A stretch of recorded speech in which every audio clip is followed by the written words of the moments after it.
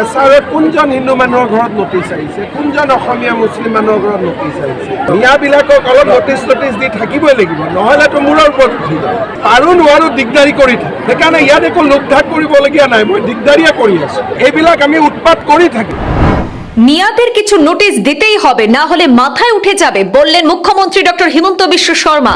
SR notice ইস্যুতে বেফাঁস মন্তব্য করলেন মুখ্যমন্ত্রী ডক্টর হিমন্ত বিশ্ব শর্মা। কোন হিন্দু বা অসমীয়া মুসলিমরা নোটিশ পেয়েছেন নাকি প্রশ্ন তুলেছেন মুখ্যমন্ত্রী।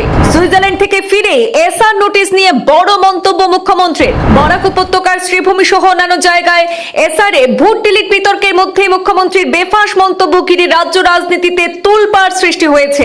মুখ্যমন্ত্রী বলেছেন যে আমি আগেই বলেছি পারি বা না পারি পরে দেখব, কিন্তু সমস্যায় ফেলতেই হবে।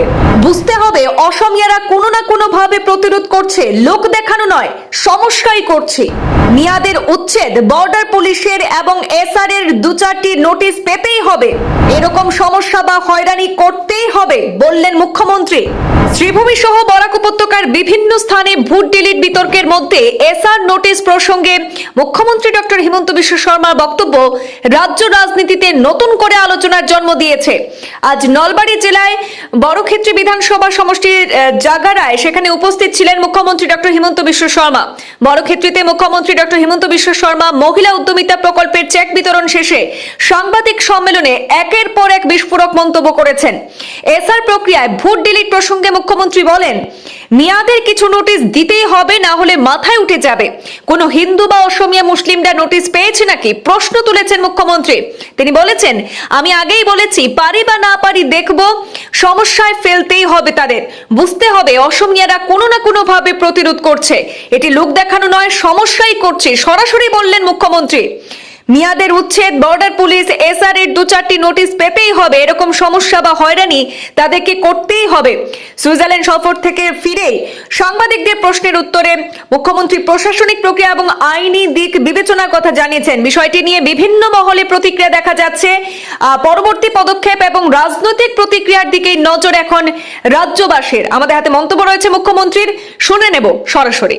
এছাড়াতো কোনো বিতর্ক নাই। এছাড়াত কোনজন হিন্দু মানুহৰ ঘৰত নটিচ আহিছে, কোনজন অসমীয়া মুছলিম মানুহৰ ঘৰত নটিচ আহিছে। মিয়াবিলাকক অলপ নটিচ দি থাকিবই লাগিব, নহ'লেতো মূৰৰ ওপৰত উঠি যাব। মইতো আগতে কৈছো যে পাৰো নোৱাৰো দিগদাৰি কৰি থাকে। সেইকাৰণে ইয়াত একো লোকধাক কৰিবলগীয়া নাই, মই দিগদাৰিয়ে কৰি আছো। পাৰো নোৱাৰো পিছত হ'ব, কিন্তু দিগদাৰি কৰি থাকিব লাগিব। বুজি পাব লাগিব যে অসমীয়াই ক'ৰবাত নহয় ক'ৰবাত প্ৰতিৰোধ কৰি আছে। নহ'লে কটোৱে যদি প্ৰতিৰোধ নকৰোঁ, সেইটো দেখোন ৱাক অভাৰ পাই যাব। সেইকাৰণে এছআৰতো 2-4খন নোটিচ যাব, এভিকশ্যনত 2-4খন নোটিচ যাব, বৰ্ডাৰ পুলিচৰ নোটিচ যাব। এইবিলাক আমি উৎপাত কৰি থাকিম। আইনৰ ভিতৰত যিমান ব্যৱস্থা আছে, নোটিচ দি আমাৰ অধিকাৰ আছে। যিকোনো বিজেপিয়ে কমপ্লেইন দিব পাৰে, আমি দিম। বৰ্ডাৰ পুলিচক যিকোনোৱে কমপ্লেইন দিব পাৰে, আমি দিম। চৰকাৰী মাটিত বহিলে আমি নোটিচ দিব পাৰোঁ, আমি দিম। গতিকে আমি উৎপাত অলপ কৰিয়ে থাকিম। নহ'লে ভাবিব যে অসমীয়াক আমি খুৱাই দিলোঁ আৰু এতিয়া ওপৰত ৰোলাৰখন চলাই দিলেই হ'ব। তেনেকৈতো নহ'ব। আমি দুখীয়া, দৰিদ্ৰ, মিয়া হওক, অসমীয়া হওক, হিন্দু হওক, মুছলমান হওক, চবৰ লগত আছোঁ। কিন্তু আমাৰ জাতিটোক শেষ কৰি দিয়ক, তাৰ লগততো কোনো থাকিব নোৱাৰিব।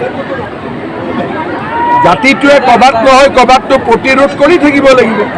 গতিকে এছআৰত যে নোটিচ গৈছে, অলপ অফিচত আহিছে, কষ্ট খাইছে, এইবিলাকতো দি থাকিবই লাগিব।